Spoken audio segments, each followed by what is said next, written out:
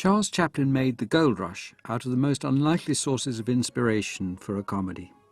The first idea came when he was viewing some stereoscopic pictures of the 1896 Klondike Gold Rush and was struck by the image of an endless line of prospectors snaking up the Chilkoot Pass. At the same time, he happened to read a book about the Donner Party disaster of 1846, when a party of immigrants snowbound in the Sierra Nevada were reduced to eating their own moccasins and the corpses of their dead comrades. Chaplin, proving his belief that tragedy and ridicule are never far apart, transforms these tales of privation and horror into a comedy in which his familiar tramp figure becomes a gold prospector, joining the mass of brave optimists to face all the hazards of cold, starvation, solitude, and the occasional incursion of a grizzly bear. The idea took shape much quicker than was usual for Chaplin. This was the only one of his great silent comedies for which he began to shoot with the story fully worked out.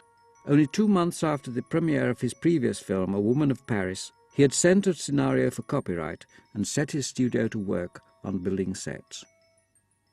Chaplin generally strove to separate his work from his private life, but in this case the two became inextricably and painfully mixed. Searching for a new leading lady, he rediscovered Lilita McMurray, whom he had employed as a pretty 12-year-old in The Kid. Still not yet 16, Lilita was put under contract and renamed Lita Gray. Chaplin quickly embarked on a clandestine affair with her, and when the film was 6 months into shooting, Lita discovered she was pregnant. Chaplin found himself forced into a marriage which brought misery to both parties, though it produced 2 sons, Charles Jr. and Sidney. The production was shut down for 3 months. Lita was replaced on the film by an enchanting new leading lady, Georgia Hale. With this unforeseen interruption and the distractions of the Chaplin's domestic tribulations, the production dragged on for almost a year and a half. It was in every respect the most elaborate undertaking of Chaplin's whole career. For 2 weeks the unit shot on location at Truckee in the snow country of the Sierra Nevada. Here Chaplin faithfully recreated the historic image of the prospectors struggling up the Chilkoot Pass. 600 extras, many drawn from the vagrants and derelicts of Sacramento, were brought by train to clamber up the 2,300-foot pass dug through the mountain snow. For the main shooting, the unit returned to the Hollywood studio, where a remarkably convincing miniature mountain range was created out of timber, 250,000 feet it was reported, chicken wire, burlap, plaster, salt and flour.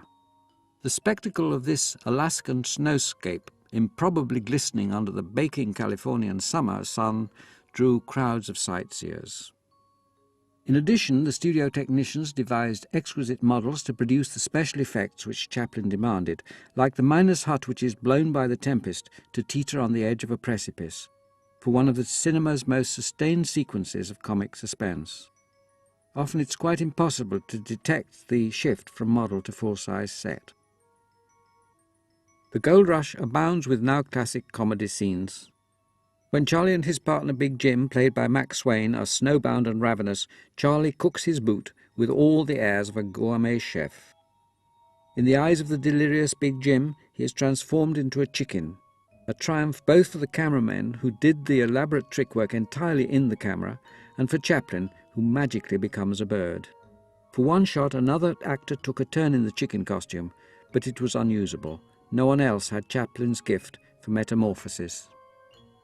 The lone prospector's dream of hosting a New Year dinner for the beautiful dancehall girl provides the opportunity for another famous Chaplin set piece, the Dance of the Rolls. The gag had been seen in films before, but Chaplin gives unique personality to the dancing legs created out of forks and rolls.